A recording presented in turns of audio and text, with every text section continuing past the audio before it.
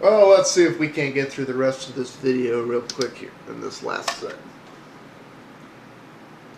You just been fucking on. You can imitate, but you can't duplicate, people. Okay? This is the Apple iPhone we're talking about. This is Apple quality stuff.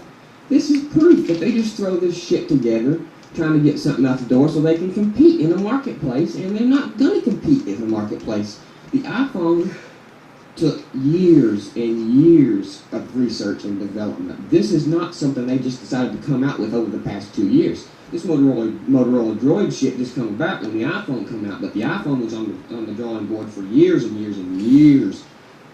This is the difference. You see, it's like this with phones, it's like this with MP3 players, it's like this with desktop computers, it's like this with every single thing in contrast in the Mac and PC world. Everything that tries to buy Apple is a shady knockoff and it's of horrible quality most of the time. And I'm so tired of people taking a bite of the apple. That's all people know how to do. It's all the tech companies have been doing for the past 3 years. Have been taking a bite off the apple. Here, let's go ahead and let Apple do something, and then we'll try to adopt and expand. Or let's try to beat Apple to the market with our e-reader, so everybody can't say we're copying Apple. But see, even there you get foiled, because the rumor for the Apple tablet is what it has exploded all this tablet stuff. I mean, again and again, and time after time, I look at the tech industry and I see Apple pushing it forward. Okay? I see one of the littlest companies in the tech business pushing the whole business. Okay. Two massive problems there.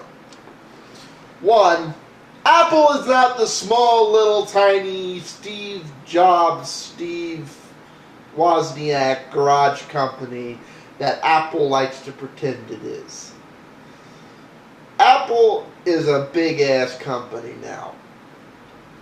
They may have not the largest market share, but they're a big-ass company. Apple, Google, and Microsoft are the big three companies right now in Silicon Valley. Sorry. Apple and Google. Microsoft isn't even in Silicon Valley. Microsoft is outside of Seattle. So, if you're in California and you're in Silicon Valley, you aspire to working for Apple or Google. That's what you aspire to. Those are the two companies. They have a shitload of money. They're massive. They have fingers in all kinds of things. Apple is not the tiny little company. Second, it doesn't innovate. It doesn't innovate. I don't know how many times I have to say this. It's not pushing the tech industry forward. It has not done that for years. It says, ooh, this trend's going on. Let me follow it. Let me innovate into it. Apple didn't even create the MP3 player. Apple just said, well, let's see. MP3 players are starting to become affordable. They're starting to become, a little more mainstream. People are getting more comfortable with having their media be digital. Okay, let's go in and use our sheer force of money to dominate this market. And that's pretty much what they did. This is why I laugh when Emeek comes on here and has a problem with Google doing that. I'm like, wait a minute. It's okay for Apple to do this, but it's not okay for Google to do this? Don't get me wrong, I'm not saying it's right. I just, pot and kettle. Anyways. What does that tell you when one of the littlest companies, or when I say littlest, I don't mean money-wise, I mean market share-wise. When you take one... They're not even the littlest market share-wise. The littlest market share-wise as far as the average everyday consumer. in the computer market, not when you lop everything together, is open source stuff. And they're the ones doing the true innovation. Now, if you lop everything together, you'd be surprised how many things you're running that are running Linux. I say that because people don't realize this, but I'm willing to bet almost every single thing on your entertainment center is running Linux. I would bet that. I would bet your DVD player, your TV, everything on your entertainment center, most of your phones, most of your appliances, all these little things, I'd be willing to bet you're surrounded by Linux and you don't even know it. I really would. It's just for some reason people don't want to adopt it for the computer. Probably because no hardware manufacturer's really backed it yet. And I don't want Google to be that manufacturer because Google does not have a heart. It does not have a soul.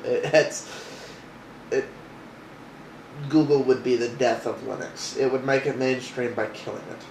So, anyways, back to the videos. One company, or one of the companies that has one of the world's least market share, we're talking what, 5% market share worldwide? 5%?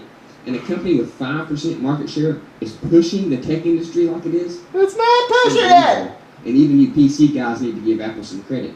Look at this. I just wondered how long it would be before these knockoff wannabes showed their true colors. And now they're showing their true colors. And not only are they showing their true colors, they put a damn Band-Aid on it to fix the problem. This would never have happened with an Apple, and this is one of those little engineering things that people think that they're so smart about. Well, why don't Apple give us a removable battery? Why don't Apple do this? Why don't Apple do that?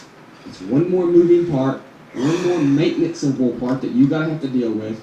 And as long as the batteries hold their charge and they last, why do you need a removable battery? This is the prime example of the problem. For the reasons I've already talked about, because I don't want to have two phones to get longer battery life. Let's say MacBook Pro. If my MacBook Pro can consistently get 5 to 7 hours of life out of each charge, then I don't need an extra battery. Some people then you don't need a portable computer in case they run out of juice, so they can just pop their new battery in. But that was back in the days when your batteries didn't last as long as they do nowadays. I mean, with a 7-hour battery, how long do you plan on working on your machine? I mean, that's I need my laptops to have 20 hours of autonomous power because when I'm using a laptop on mobile, I'm on the road and I'm working. This if I can't get 20 hours out of a laptop, I don't need the laptop. They are because of the way I use a laptop. Imitation, knockoff Apple products.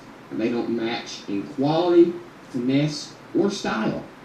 And, Joy, go back home until your daddy Google and Motorola puts a little bit more quality in building you, okay? Because as of right now, you ain't no match for the iPhone.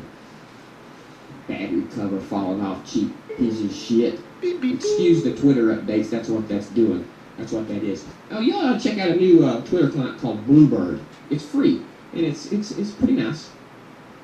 But my main Twitter client is Tweety, because Tweety lets me do video tweets. Sorry, I digress. Verizon's Band-Aid solution for the Droid. Been out just a few months, and already we got Band-Aid solutions and things falling off the son of a bitch. So y'all go buy your cheap Android phone. I'll stick to the real original. OS 10. Whatever, Emeek. Peace out, all.